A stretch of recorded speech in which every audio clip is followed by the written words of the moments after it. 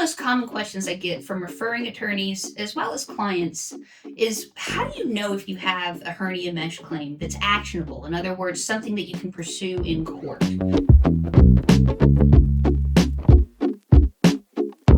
Well, the answer is complicated because these are complex cases. Number one, you have to get all the records associated with the implant of the hernia mesh device. You also have to get all the records associated with the injury that you're alleging. So let's start with the implant. This is very important that you get the product ID.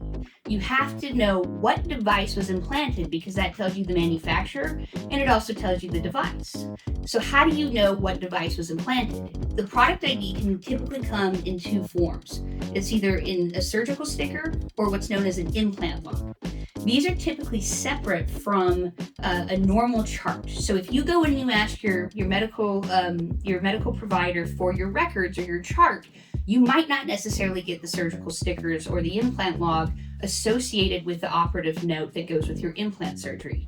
So it's imperative that you specify that you need surgical stickers or an implant log to identify the product at issue.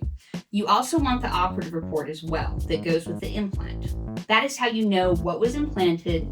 And then from there, you need to know what the injuries are. So if you've had a subsequent surgery, you definitely want all operative reports associated with any subsequent procedures from the initial hernia mesh implant surgery.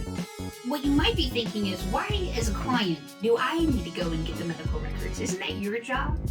Well, the answer is simple. If you want your case evaluated quickly, then you should get the medical records. The reason is when a provider gets a request from an attorney's office, that request goes to the bottom of the stack. Providers put the patient first. So the patient's request is going to happen usually within 24 hours. You're going to see a turnaround, if not that same day.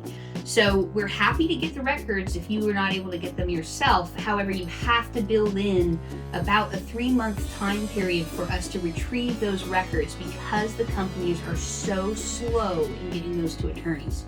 So I can't stress enough, if you want your claim evaluated quickly, please go and get those critical notes that I talked about, which again are the product ID in the form of a surgical sticker or an implant log, and then proof of injury, typically in the form of an operative note.